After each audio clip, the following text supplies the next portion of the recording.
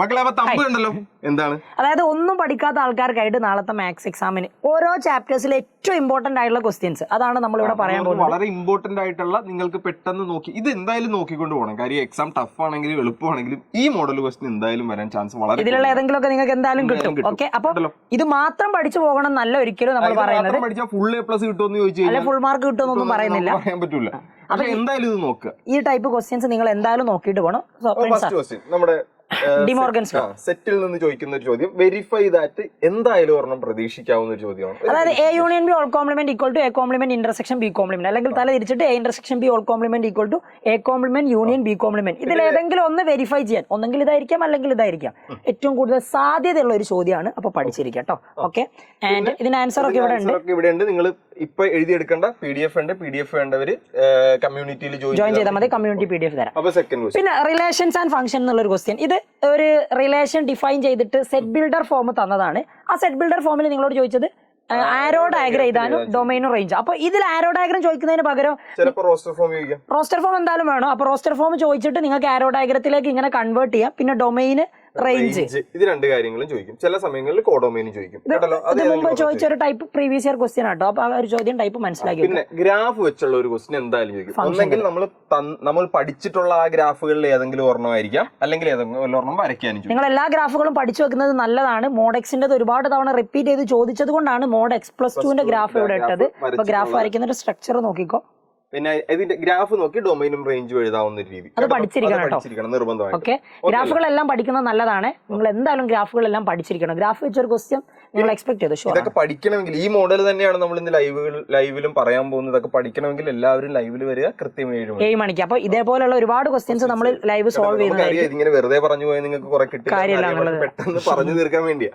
അടുത്തത് ഏറ്റവും കൂടുതൽ ക്വസ്റ്റ്യൻസ് വരാൻ പോകുന്ന ഒരു ചാപ്റ്റർ ട്രിഗണോമെട്രി. അപ്പൊ ട്രിഗണോമെട്രിയിൽ നിങ്ങൾക്ക് ഒന്ന് എക്സ്പെക്ട് ചെയ്യാവുന്ന ഒരു ക്വസ്റ്റ്യൻ ഈ സൈൻ 15 അല്ലെങ്കിൽ കോസ് 15 അല്ലെങ്കിൽ സൈൻ 75 കോസ് 75 ഏതെങ്കിലും അങ്ങനത്തെ പഠിച്ചു നോക്കണം. ഏതെങ്കിലും ഒരു ഇക്വേഷൻ വെച്ച് ചെയ്യാവുന്ന ഫോർമുല.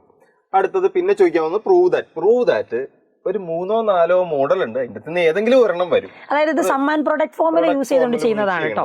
അപ്പൊ ഓക്കെ, അപ്പൊ ഇത് ടെക്സ്റ്റിൽ ഒരു ക്വസ്റ്റ്യൻ ആണ്. ഒരു മീഡിയം ലെവലാണ് എക്സാം എങ്കിൽ ഉറപ്പായിട്ട് ഇങ്ങനത്തെ സിമ്പിൾ ആയുള്ള ചോദ്യമാണ്. കുറച്ചുകൂടി ഒന്ന് ഹൈ ലെവൽ ആക്കണമെങ്കിൽ നിങ്ങളുടെ എക്സസൈസിൽ കുറെ ക്വസ്റ്റ്യൻസ് ഉണ്ട്. അപ്പൊ നിങ്ങൾക്ക് പറ്റുകയാണെങ്കിൽ അതൊക്കെ സോൾവ് ചെയ്യുന്നത് നല്ലതാണ്. ഈ മോഡൽ എന്തായാലും പഠിച്ചിരിക്കണം. ഒന്നും അറിഞ്ഞൂടാത്ത ആൾക്കാരാണെങ്കിൽ ഇങ്ങനെ മുകളിലും താഴെ 2 വരുന്ന രീതിയിലുള്ളത് പഠിച്ചിരിക്കണം. നിർബന്ധമാണ്. അല്ലാത്ത ആൾക്കാർ ആ ക്വസ്റ്റ്യൻസ് മൊത്തം സോൾവ് ചെയ്തിട്ടുണ്ടെങ്കിൽ അടിപൊളിയാണ്. കാരണം അതിൽ നിന്നൊരു ക്വസ്റ്റ്യൻ നിങ്ങൾക്ക് എന്തായാലും എക്സ്പെക്ട് ചെയ്യാം. അതിന്റെ ഈ ടെക്സ്റ്റ് എന്റെ അകത്തുനിന്നേ ചോദിക്കുള്ളൂ. നമുക്ക് എല്ലാം ചെയ്തു തരാനുള്ള സമയമില്ല. അതുകൊണ്ടാണ്. അടുത്തത് കോംപ്ലക്സ് നമ്പറിൽ നിന്ന് ഒരെണ്ണം ഇതുപോലെ മുകളിലും താഴെയായിട്ട് തരും. എന്നിട്ട് A+IB ഫോമിലേക്ക് മാറ്റി എഴുതാൻ ചോദിക്കും. അപ്പൊ കോൺജുഗേറ്റ് എടുത്ത് മൾട്ടിപ്ലൈ ചെയ്യുക, അപ്പൊ ആൻസർ ആവും. കേട്ടല്ലോ. ഇനി അതല്ലെങ്കിൽ ഒരു A+IB ഫോമിൽ എഴുതാനായിരിക്കും അവർ ചോദിക്കും. ചിലപ്പോൾ അത് 2 മൾട്ടിപ്ലൈ ചെയ്യാനായിരിക്കും കേട്ടോ. അപ്പൊ എന്താണെങ്കിലും ചിലപ്പോൾ A+IB ഫോമിൽ എഴുതാൻ പറയും. അപ്പൊ ഒരു രീതിയിലേക്ക് നിങ്ങൾ മാറ്റി എഴുതിയാൽ മതി. പിന്നെ മൾട്ടിപ്ലിക്കേറ്റ് ഇൻവേഴ്സ് ആ ഇക്വേഷൻ വെച്ചിട്ട് ഇക്വേഷൻ ഓർക്കുക, അത് വെച്ച് ചെയ്യാം. കോംപ്ലക്സ് ഒക്കെ കമ്പാരിറ്റീവ്ലി സിമ്പിൾ ആണെങ്കിലും ചിലപ്പോൾ അവർ ടഫ് ആക്കുകയാണെങ്കിൽ എങ്ങനെ ഇത് ഇപ്പൊ സിമ്പിൾ ആണെങ്കിൽ ചോദിക്കുന്ന 2 ചോദ്യങ്ങളാണ് നമ്മൾ പറയുന്നത്. ടഫ് ആക്കുകയാണെങ്കിൽ എങ്ങനെ വേണമെങ്കിലും ചോദിക്കാം. അപ്പൊ അടുത്ത ലീനിയർ ഇനിക്വാലിറ്റി ചോദിക്കുന്ന ഒരു ചോദ്യം. ഇതിന്റെ അകത്ത് ആകെ 2 ചോദ്യങ്ങളേ ഉള്ളൂ. ഗ്രാഫ് വരുന്നത്, പിന്നെ എന്താണ് സോൾവ് ചെയ്ത് അത് ഗ്രാഫിൽ പ്ലോട്ട് ചെയ്യുന്നത്. ഇനിയിപ്പോ ടഫ് ആണെങ്കിൽ ഒരു വേർഡ് പ്രോബ്ലം ചോദിച്ചേക്കാം. ടഫ് ആണെങ്കിൽ ഒരു വേർഡ് പ്രോബ്ലം ചോദിച്ചേക്കാം. ഇല്ലെങ്കിൽ ഇത് ഇങ്ങനെ തരുന്നതിന് വരെ മറ്റേ മുകളിലും താഴെയായിട്ട് നിങ്ങൾ അവിടെ സിംപ്ലിഫൈ ചെയ്ത് ചെയ്യുന്ന രീതി. ഇത് നമ്മൾ സാധാ ഇക്വേഷൻ സോൾവ് ചെയ്യുന്നത് പോലെ പഠിച്ച് മനസ്സിലാക്കി അറിയാലോ, വേറെ പ്രശ്നങ്ങളൊന്നും. അടുത്തതാണ് ഇത് നമ്മളുടെ പെർമ്യൂട്ടേഷൻ.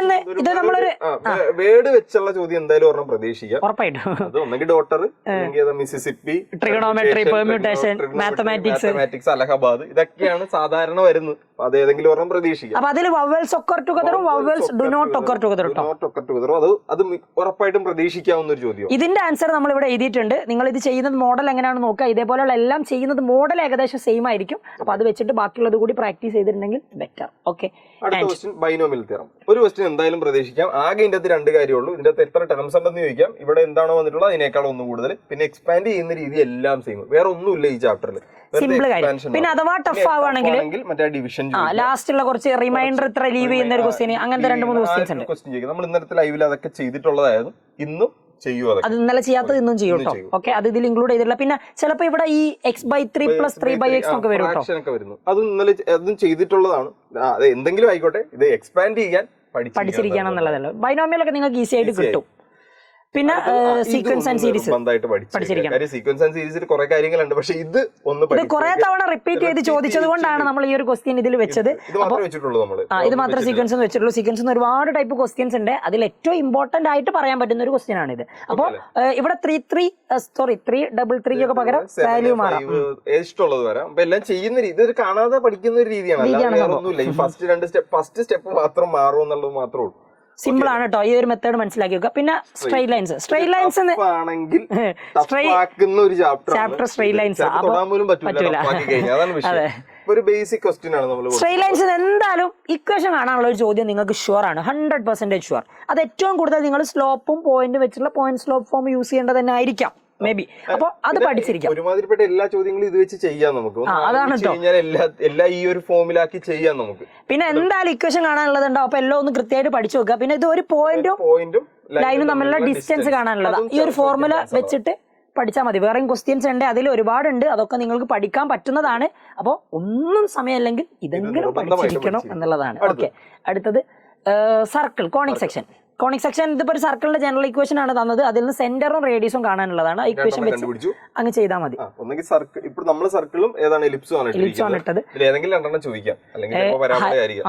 കോണിക് സെക്ഷനും അതേപോലെ ചിലപ്പോൾ ഒന്ന് മുറുകെ പിടിക്കും.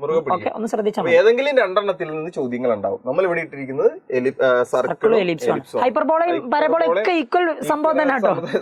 എല്ലാം ഇടാൻ പറ്റാത്തതുകൊണ്ട്. ഓക്കെ. അപ്പൊ ഈ ഇത് എലിപ്സിന്റെ ഒരു സ്റ്റാൻഡേർഡ് ഇക്വേഷൻ ആണ്. ഇതിൽ നിന്ന് ഈ 6 കാര്യങ്ങൾ പഠിച്ചിരിക്കണം. ഇതെന്തായാലും ഇതിൽ ഏതെങ്കിലും ഒക്കെ ചോദിക്കും. അപ്പൊ അത് മനസ്സിലാക്കി വെക്കാം കേട്ടോ.